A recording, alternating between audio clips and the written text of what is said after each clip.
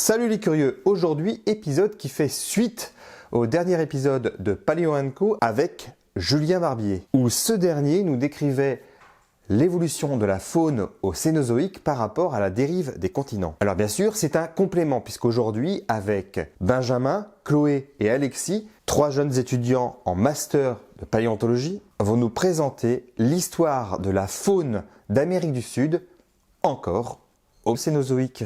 C'est vrai que dernièrement, nous voyons beaucoup de Cénozoïques sur la chaîne. Et si ce sujet vous a plu et que vous avez envie d'en découvrir un peu plus avec nos trois étudiants, n'hésitez pas à aller soit sur leur page Facebook ou blog. Par exemple, Benjamin a un blog qui s'appelle Benjamin Reynaud, tout simplement. Et Chloé a une page Facebook et un blog Skelet Story. Ce blog et cette page Facebook ont été une très belle découverte pour moi. Donc j'espère que ça sera la même pour vous. Avant de laisser la parole à Benjamin, Chloé et Alexis, je tenais à vous annoncer pour ceux qui n'étaient toujours pas au courant que Simplex Paléo est enfin de retour sur la sphère YouTube. Quelle bonne nouvelle! Et en plus, si vous avez envie d'avoir un complément sur le Cénozoïque, Simplex a également fait une vidéo sur le Cénozoïque. Donc n'hésitez pas à revenir en masse sur la chaîne de Simplex. Allez! Sur ce, je vous laisse avec nos trois acolytes.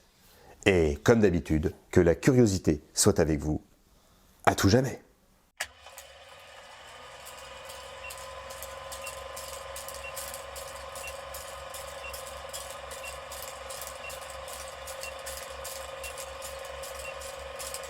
Bonjour, pour ceux qui ne me connaissent pas, je suis Chloé, c'est moi qui possède la page Facebook et le blog Skelet Story. Alors aujourd'hui, je suis accompagnée de deux amis rencontrés à la fac, donc Alexis et Benjamin, donc avec qui j'ai déjà fait plusieurs travaux, notamment ceux sur les Afrotheria ou sur l'évolution des faunes sud-américaines du Cénozoïque. C'est d'ailleurs sur ce sujet que nous allons réaliser cette petite vidéo explicative qui se rapporte en fait au dossier qui a été réalisé sur le blog Skelet Story. En ce qui concerne les cartes paléogéographiques, elles sont issues de Deep Time Maps et de la Paléobiology Database.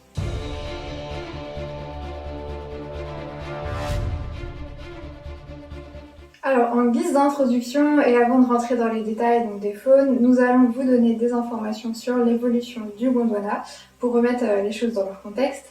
Ensuite, nous nous concentrerons sur les faunes emblématiques, donc présentes lorsque l'Amérique du Sud était un continent confiné. Et nous enchaînerons avec les faunes arrivées en cours de route, puis celles apparues lors du Gabi, et tout ça bien sûr lors du Cénozoïque. Afin d'illustrer nos propos, certaines photos viendront du Muséum national d'histoire naturelle de Paris.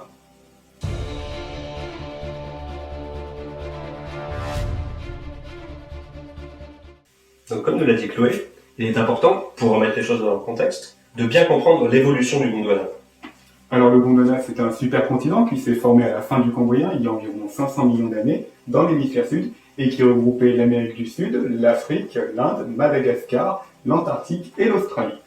Alors comme vous pouvez le voir sur ces cartes paléogéographiques, à partir de moins 170 millions d'années, on assiste à une dislocation du Gondwana, une fragmentation, avec l'ouverture notamment de l'océan Indien et de l'océan Atlantique. Et à partir de moins 135 millions d'années, le Gondwana meurt, termine de se disloquer, et on arrive à des continents qui se rapprochent de leur position actuelle. Mais dis-moi Chloé, comment le Gondwana a-t-il été découvert? En fait, c'est Edward Suez, qui est un géologue autrichien, qui va mettre en évidence le Gondwana en faisant des corrélations de la flore à Glossopteris. Donc les Glossopteris, ce sont des fougères qui peuvent atteindre la taille d'un chêne, donc sur plusieurs des continents actuels. Et ensuite, Alfred Wegener va reprendre son hypothèse en montrant que les continents devaient être accolés, notamment grâce à l'emboîtement des côtes donc de ces continents.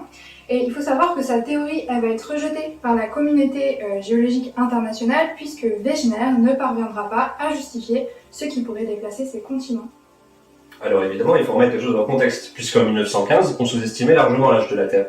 Donc pour justifier la théorie de Wegener, il aurait fallu avoir une vitesse de déplacement des continents qui soit beaucoup plus rapide que ce qu'on imagine aujourd'hui, c'est-à-dire une vitesse qui soit presque instantanée, ce qui est tout à fait inimaginable. Mais que retrouve-t-on au Gondwana? Alors sur le Gondwana, on retrouve une séquence très particulière de 2-3 km d'épaisseur environ. Alors la couche la plus ancienne est constituée de roches glaciaires qui datent de la fin du Dévonien, début Permien. Alors cette glaciation a relativement duré assez longtemps, environ 100 millions d'années. Après, on retrouve du charbon, des évaporites, également des sédiments plastiques et enfin une accumulation importante de basalte. Alors les couches sont quasiment toutes horizontales, ce qui prouve une tectonique assez faible. Alors, on va aussi retrouver un hétérochronisme au niveau de cette glaciation. Donc, l'âge de cette dernière n'est pas la même sur tous les continents puisque ces derniers sont mobiles.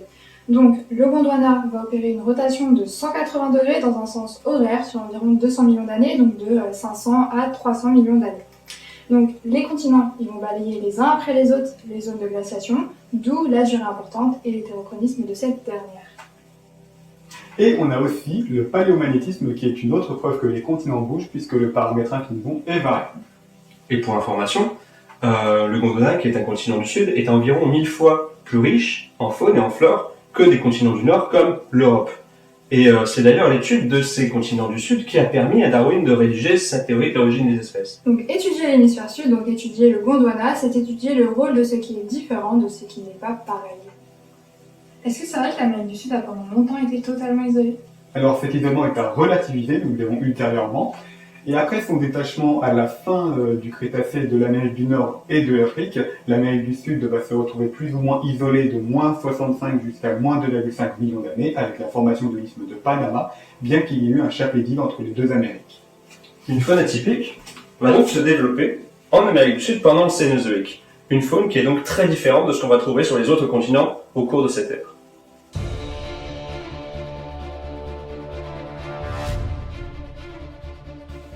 Alors on se concentre sur les faunes du Cénozoïque, mais existe-t-il des groupes de mammifères en Amérique du Sud pendant le Mésozoïque? Alors effectivement, dès le Mésozoïque d'Amérique du Sud, on a des mammifères, et notamment des multituberculés, avec notamment le genre Argentodictes, qui a été découvert dans le Crétacé supérieur d'Argentine, comme son nom l'indique. On a aussi des Australosphenida, des Brasilestes ou encore des Triolecidae, mais aucun représentant concernant les faunes présentes durant le Cénozoïque qui, d'après l'horloge moléculaire de certaines, devraient déjà être présentes durant cette période. On parle souvent du Gabi, le Great American Biotic Interchange, mais je ne sais pas si vous le savez, il existe aussi le FABI, le First American Biotic Interchange, autrement dit le premier échange phonique interaméricain. En fait, certains groupes emblématiques d'Amérique du Sud vont provenir d'un premier échange qui s'est produit à la fin du Crétacé avec l'Amérique du Nord lors de ce FABI. Donc les Sparassodontes et les Métatariens par exemple ont immigré vers un modèle de tirage au sort grâce à une crête qui était présente à l'est de la mer des Caraïbes qu'on appelle Aves Ridge. Jusqu'à présent, on s'est essentiellement focalisé sur le début du Cénozoïque. Mais qu'en est-il de la fin de cette ère? Qu'arrive-t-il aux différentes actions à ce moment-là? Alors quelques chiffres, donc du milieu du Pléistocène il y a 1,5 million d'années jusqu'au début de l'Holocène, donc il y a environ 10 000 ans, on retrouve 36 espèces de méga-mammifères, donc des mammifères avec un poids supérieur à 1 tonne, dont la totalité disparaîtra à l'Holocène, et on retrouve également 46 espèces de grands mammifères, donc avec un poids entre 45 kg et 1 tonne, dont 80% disparaîtront, les plus grands resteront les tapirs, avec un poids de 300 kg environ. Donc on a beaucoup parlé des différents groupes de mammifères, donc je pense qu'il est désormais temps de les présenter, en commençant déjà par le groupe des marsupiaux et les apparentés, donc on appelle les métatariens. En ce qui concerne les marsupiaux, ils vont véritablement prospérer au cours du Cénozoïque d'Amérique du Sud. Ils vont ainsi se diversifier dans une multitude de niches écologiques, certains intégrants, d'autres petits, certains étaient herbivores, d'autres carnivores, etc. Parmi ces derniers, on retrouve deux familles principales. Donc la première, les Phenolestidae, qui s'apparentent à des rats marsupiaux présents dans les Andes de l'Amérique du Sud, apparus il y a 48,6 millions d'années. Ils présentaient 7 genres, aujourd'hui il n'y en a plus que 3. On a par exemple Perulestes cardichi, dont les incisives, canines et prémolaires ne sont pas connues. On a aussi Agdesis oweni, chez qui un dimorphisme sexuel est présent. Donc cela pourrait impliquer une variation écologique et biologique beaucoup plus importante que ce qui est prévu actuellement par les membres existants de ce groupe. Donc cela témoignerait d'une possible évolution au sein de ce dernier.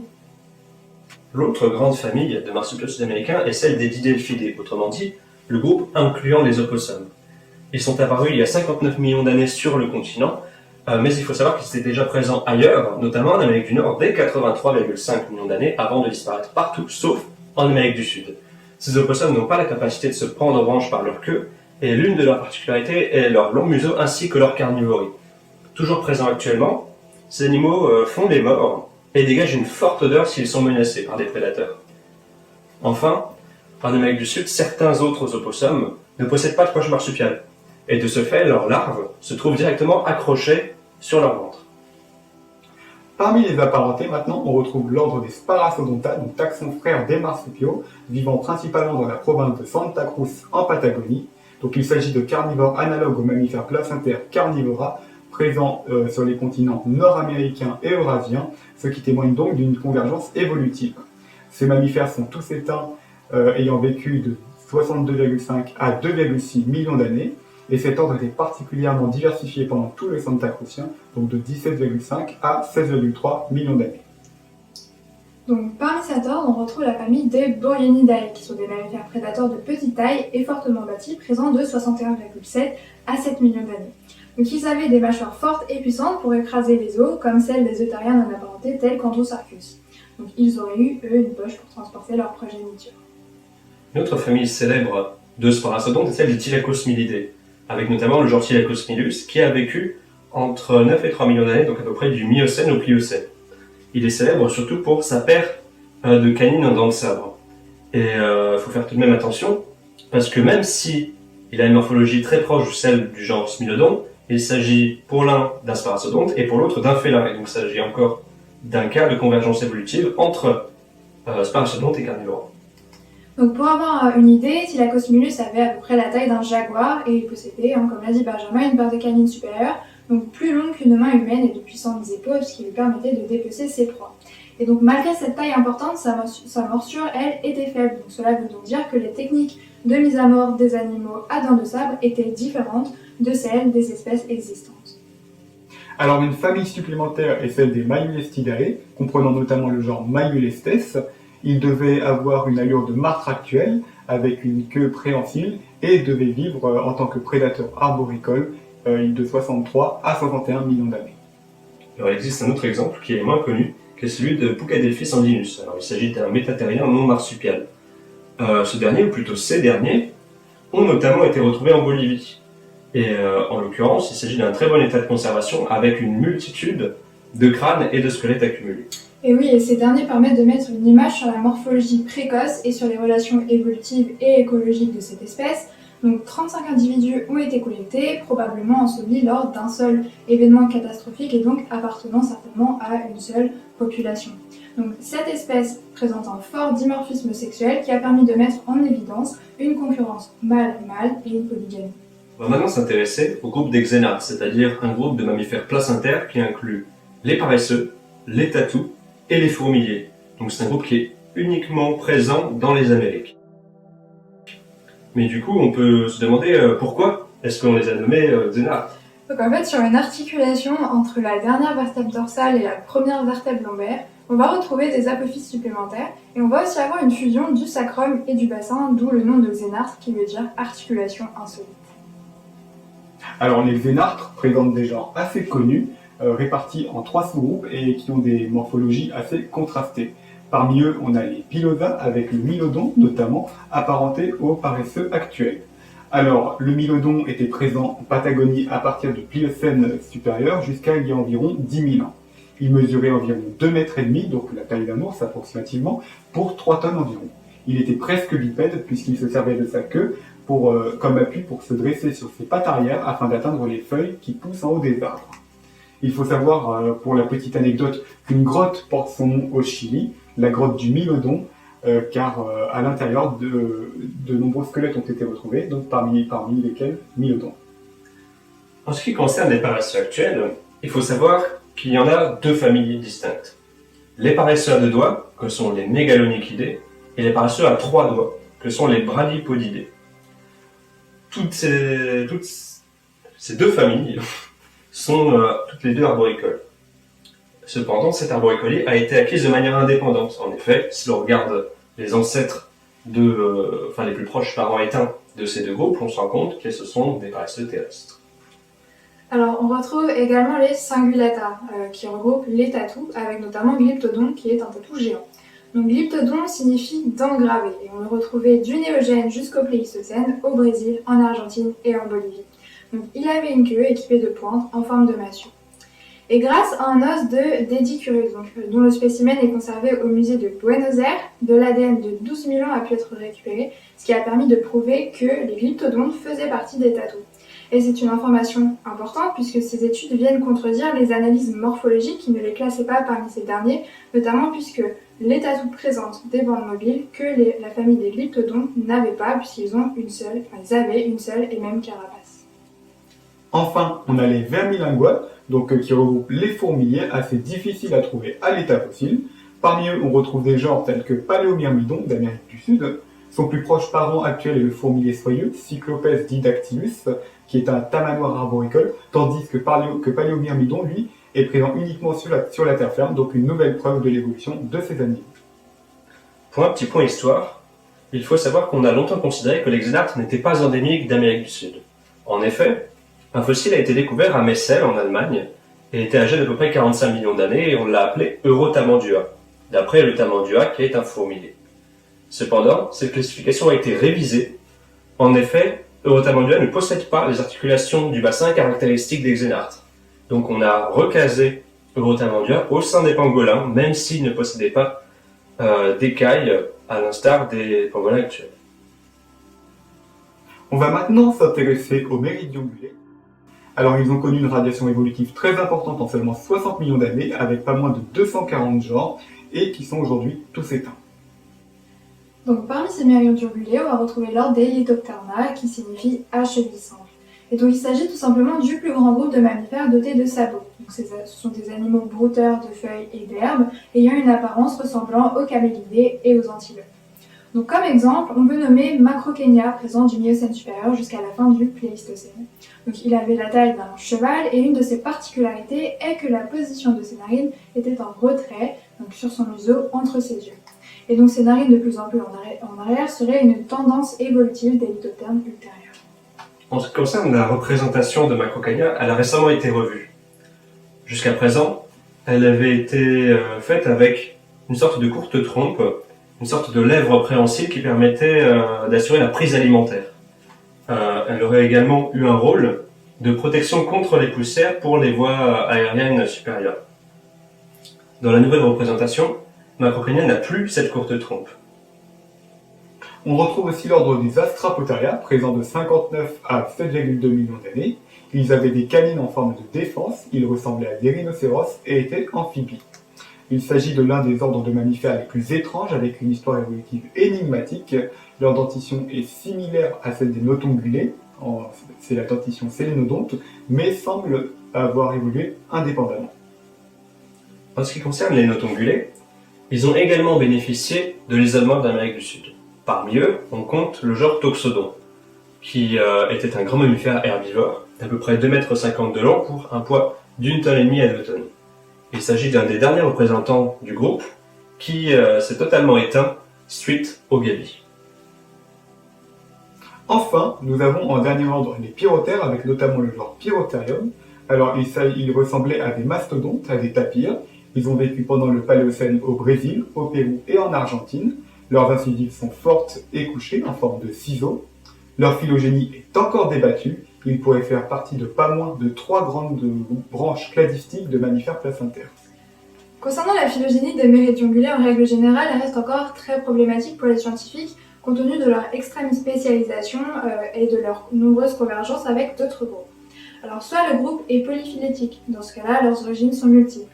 Soit le groupe est monophylétique, ce qui pourrait les apparenter à un groupe polyphylétique présent en Amérique du Nord, les condylarthres, qui auraient migré lorsque l'Amérique du Nord était encore liée avec l'Amérique du Sud. Ensuite, on a certains scientifiques qui apparentent les méridiongulés aux xénartres de par leur situation biogéographique. Nous allons maintenant terminer les groupes emblématiques de l'Amérique du Sud au Cénozoïque par les grands oiseaux dits oiseaux-terrains. Parmi eux, on retrouve la famille des Phoestratidae, qui figure parmi les formes qui ont longtemps été exclusivement en Amérique du Sud. Ils ont vécu de 62 à 1,8 million d'années. Ils étaient incapables de voler, mais de par leur taille qui pouvait atteindre 3 mètres de haut, cela faisait d'eux les principaux prédateurs de l'époque. Dans la formation Santa Cruz en Patagonie australe a été retrouvé un assemblage varié de Phoestratidae, qui comprend notamment Psilopterinae, ainsi que des Phoestracinae, dont Phoestracos longissimus. Donc, à l'Oligocène ont été découverts divers restes pour la plupart incomplets. Donc, on va retrouver des petites formes, mais également des grandes formes, avec notamment un crâne relativement complet de Physoronis fortis, retrouvé en Patagonie, en Argentine. Donc, au Pliocène, dans la formation Chapadmalal de Buenos Aires, des restes de Mesembryonis milne-edwardsi, ainsi qu'un squelette remarquablement conservé de l'Alawavis cagliali ont été retrouvés. Au Paléocène maintenant, la place de certains os de membres provenant de gisements d'Itaboraï, donc au Brésil, reste encore débattue. Certains les ont décrits comme appartenant à Paleopsilopterus itaboraiensis, d'autres les ont placés parmi les Idiorantidae, certains le considérant comme appartenant à une famille indéterminée de caryamiformes. Justement, les caryamiformes sont une autre famille d'oiseaux-terreurs, dont le seul représentant actuel, Caryama, est donc le plus proche parent moderne des Phorusracidae. Cette famille a été découverte en Argentine dès 17,5 millions d'années. On retrouve par exemple Chunga incerta, décrit dans la formation Monte Hermoso en Argentine, du Miocène au Pliocène, ou encore Caryama santacrucensis du Santacrucien. Donc je pense qu'on a fait le tour des groupes emblématiques de l'Amérique du Sud du Cénozoïque. Donc il est désormais temps de passer aux groupes qui sont arrivés en cours de route.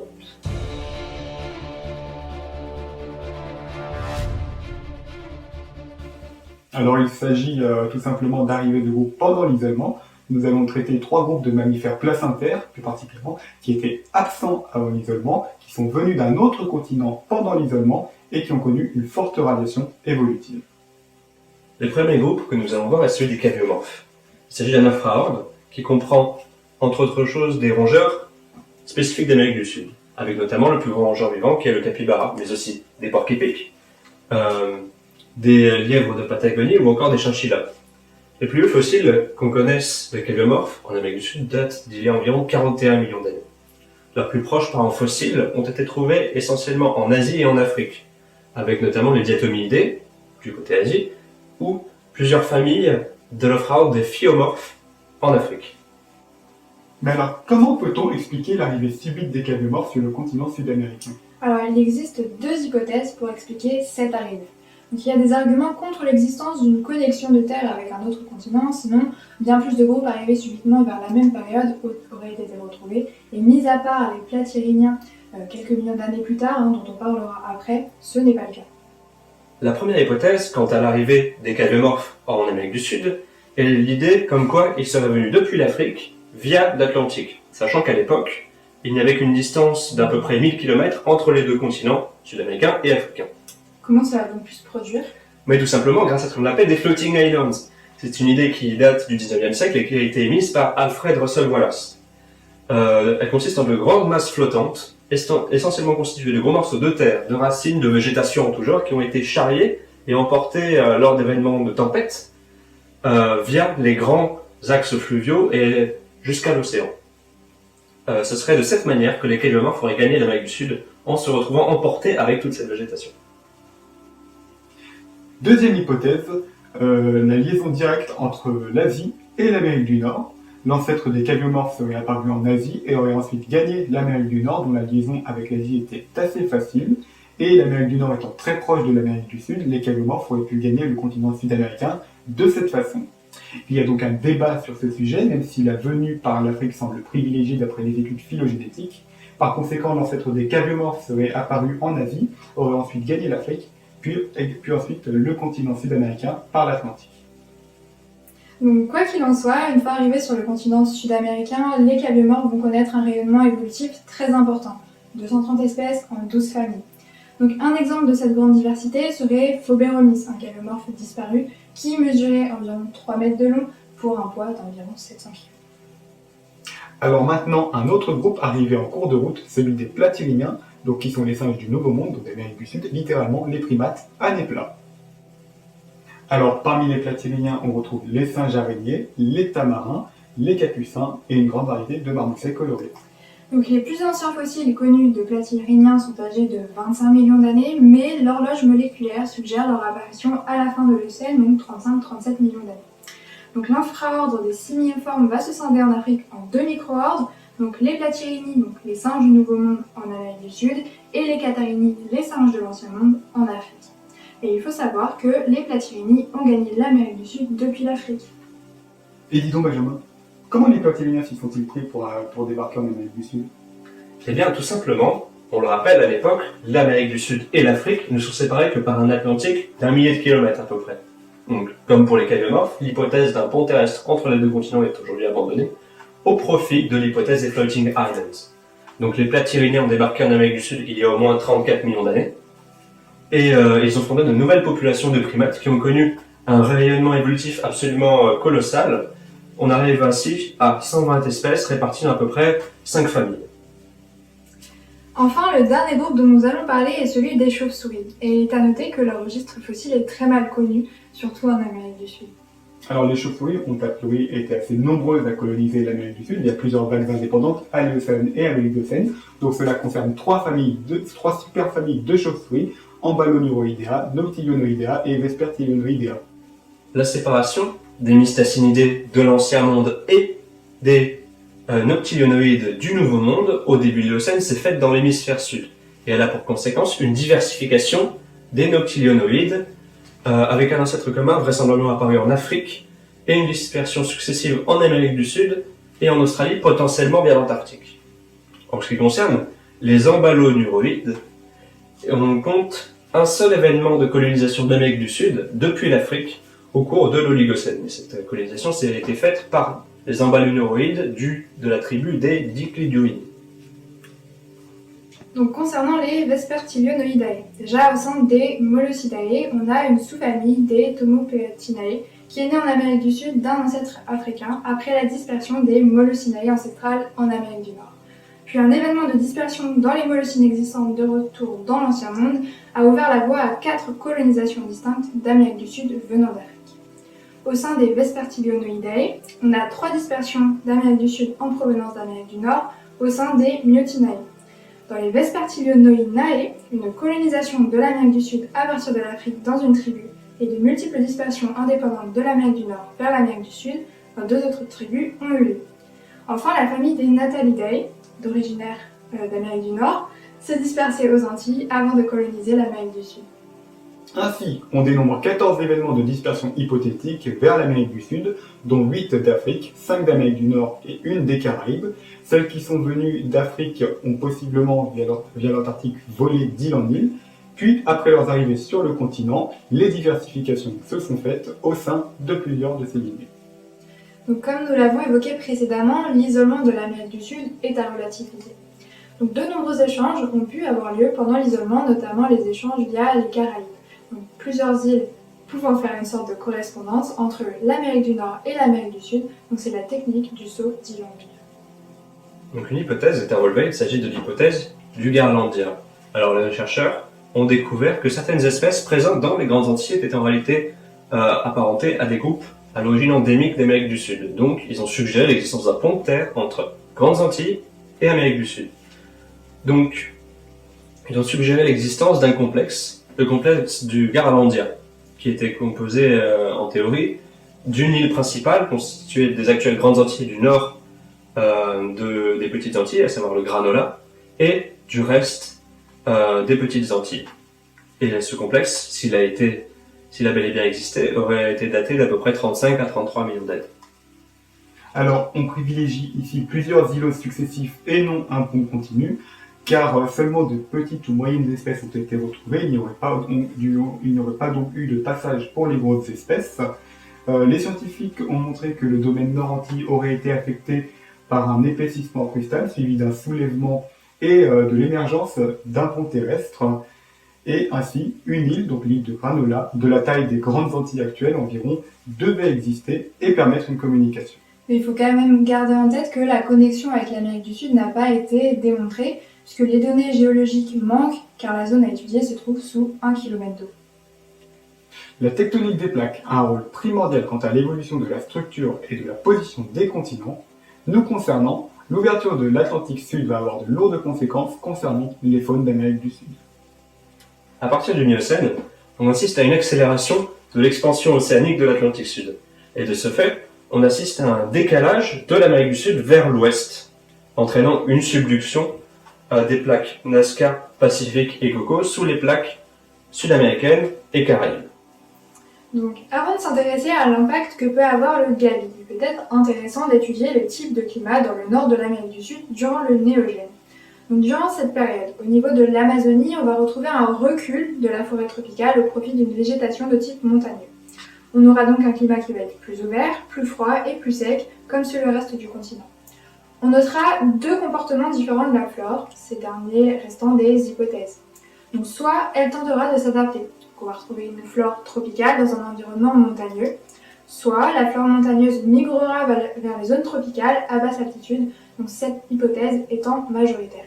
Mais dans tous les cas, cela aura un impact sur la distribution de la faune présente dans cette région. Entre moins 5,3 et moins 1,64 millions d'années, la formation des Andes va s'accélérer. Nouvellement formées, elles viennent bouleverser le climat de l'Amérique du Sud. Les nuages ne peuvent plus franchir cette barrière et le continent se refroidit et s'aridifie. À la forêt tropicale et à la savane vont succéder des terres moins arborées comme la pampa, la steppe ou le désert. Cette nouvelle Amérique du Sud ne convient pas du tout à la plupart des méridiens ongulés. Ainsi, leur diversité va plonger très rapidement et brutalement. Ne subsistent rapidement plus que quelques genres de lithoptères apparentés à Macrauchenia et seulement quelques toxodontes. À l'approche du Gabi, ces deux clades sont les seuls rescapés d'un groupe autrefois florissant. Un peu plus au nord, l'accélération de la subduction va entraîner l'émergence de nouvelles terres. Donc d'abord sous la forme d'une succession d'îles, elles vont finir par s'unifier en un pont reliant directement et pour la première fois depuis 62 millions d'années les deux Amériques. Donc il y a 2,5 millions d'années, l'isthme de Panama est en place, permettant ainsi le Gabi.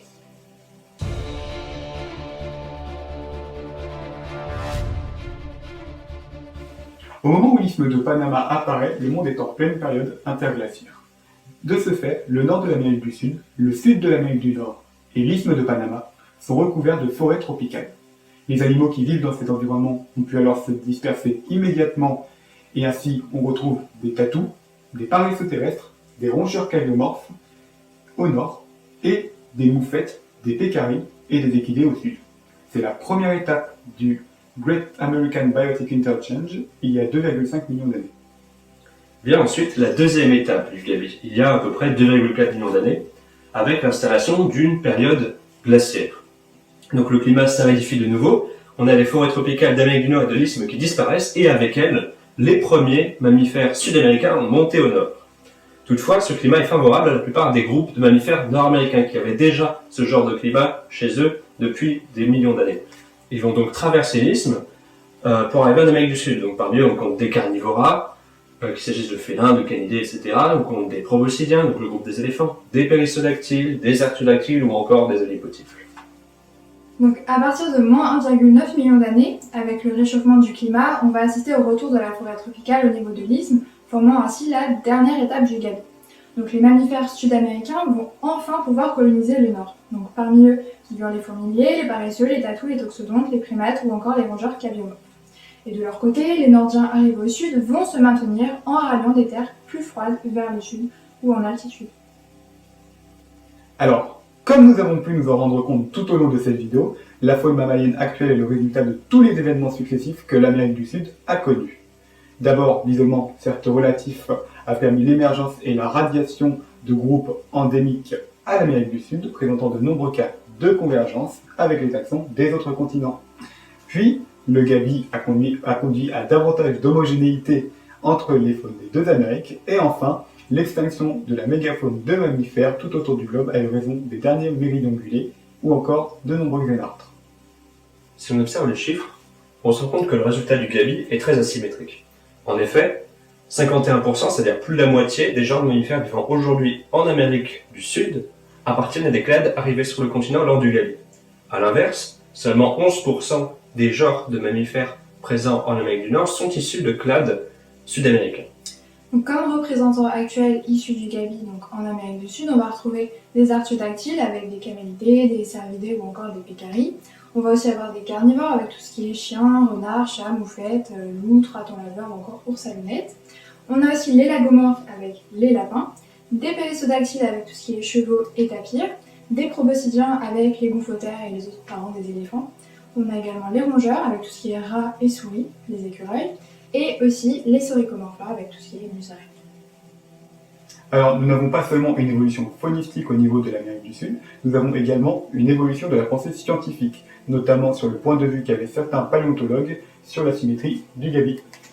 Alors pendant longtemps, certains ont pensé que si le gabi s'était fait de manière très asymétrique, c'était parce que les mammifères sud-américains, affaiblis par leur long isolement, sont entrés en concurrence avec les mammifères nord-américains qui leur étaient largement supérieurs. Alors c'est une idée qui est très américano-centrée et qui a été notamment diffusée par le paléontologue américain George Gaylord Simpson via son ouvrage Splendid Isolation, The Curious History of South American Mammals, publié en 1980. Toutefois, comme nous l'avons vu, cette asymétrie n'est aucunement due à quelques supériorités des mammifères nord-américains sur leurs voisins du sud, mais à une vague d'extinction antérieure au gabi et au climat successif des Amériques durant la fin du Cénozoïque. Donc pour terminer, bien évidemment, le gabi n'est pas le seul grand échange phonique que la Terre a subi. Donc à partir du Miocène moyen, on va retrouver d'importants échanges entre l'Afrique et l'Eurasie, donc entre les Afro-Boréales et l'Eurasia. Donc l'échange majeur a commencé vers 6,1 millions d'années avant le début de la crise de salinité messinienne, lorsque la mer Méditerranée est entrée dans un cycle de dessiccation partielle. Donc l'assèchement de ce bassin aura permis la migration de nombreuses espèces qui, après le retour de l'eau de mer, sont restées bloquées sur des îles telles que Chypre, où elles ont subi un anisme insulaire, comme par exemple l'hippopotame de Chypre. Les artiodactyles et périssodactyles se sont retrouvés en concurrence avec des herbivores de taille moyenne, occupant leur même niche écologique, à savoir les hyracoïdes. Donc les échanges entre ces deux continents étaient nombreux et bidirectionnels, avec malgré tout une dominance des déplacements vers l'Afrique. Alors, un autre exemple, il y a environ 50 millions d'années, l'Inde est entrée en collision avec l'Eurasie, qui a ainsi formé l'Himalaya. Les êtres vivants isolés de chacun de ces continents sont alors entrés en concurrence. Alors, il faut savoir que des migrations ont pu éventuellement avoir lieu grâce à des ponts terrestres ou grâce à des corridors avant cette collision, il y a environ 54 millions d'années. À l'Éocène inférieur, on retrouve des espèces européennes, ancêtres des chevaux notamment, ou encore primates et rongeurs actuels, en Inde. Donc cela pourrait s'expliquer par une migration de ces animaux, soit d'Europe vers l'Inde, soit d'Inde vers l'Europe. Des fouilles sont encore en cours afin d'éclaircir ce point. Donc nous vous remercions d'avoir regardé cette vidéo en espérant qu'elle vous aura plu et qu'elle vous aura permis d'apprendre de nouvelles choses. Donc concernant les références que nous avons utilisées, elles sont disponibles à la fin de l'article sur mon blog, dont le lien sera en description. Benjamin, Alexis, merci d'avoir fait cette vidéo avec moi, et un petit bonjour à nos professeurs de fac s'ils nous regardent. Et puis moi, je vous dis au revoir et à bientôt sur mon blog pour de nouveaux fossiles et de nouvelles reconstitutions. Je suis d'accord. Non. Des faunes du Gondwana, c'est pas ça du tout. Madagascar, l'Australie, et c'est tout. Là, en haut, on retrouve d'abord une couche de roches glaciaires. Sur environ 200 millions. Bah mais non. Oh non. C'est trop bien. C'est pas le temps. Est-ce que c'est vrai que l'Amérique... Arrêtez, totalement isolé. Est-ce que c'est vrai que l'Amérique du Sud... C'est vrai que l'Amérique du Sud a pendant été longtemps... Ah, pendant longtemps. Est-ce que c'est vrai que l'Amérique du Sud a pendant longtemps été isolée? Totalement. 5 millions d'années. Ainsi, je ne sais plus ce que je veux dire. Quoi? Là, des Brasiles. Brasil-Est. Brasiles. Voilà, c'est l'Est. Les parties d'Amérique du Sud vont provenir d'un premier échange, disparaîtront. C'est bon, 80% disparaîtront. C'est tout. Principales, parmi lesquelles. Attends. Certains sont carnivores, d'autres ont un... Non. Ah, non, non, non. De toute façon, peut-être dire dans les 3 sous-groupes dans l'ordre des Astropoteria. Astra, probablement conservé de l'Alawavis scaglaia. Allez, donc. 230 familles, 230 espèces. Waouh. C'est si, pour donner les E à un c'est vrai... des... Ok. Faut que je me lance, mais j'arrive pas. Mais dis-moi, Chloé, comment le Gondwana a été découvert?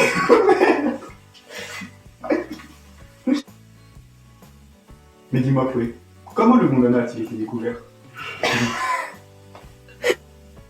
Mais dis-moi Chloé, comment le Gondwana a-t-il été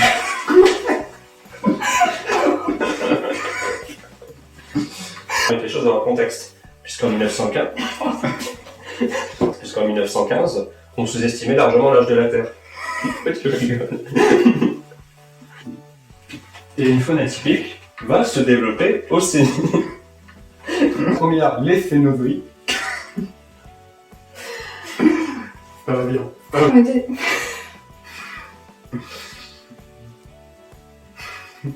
Moi, il bouge pas, c'est tout. Go. Et dis donc, Benjamin.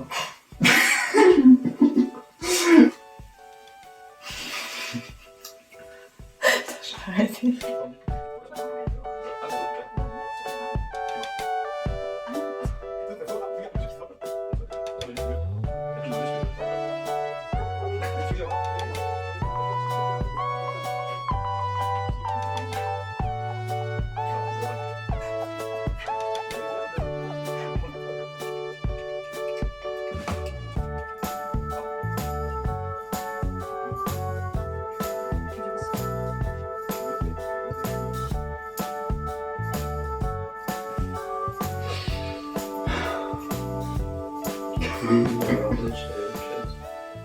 We are the champions, friend.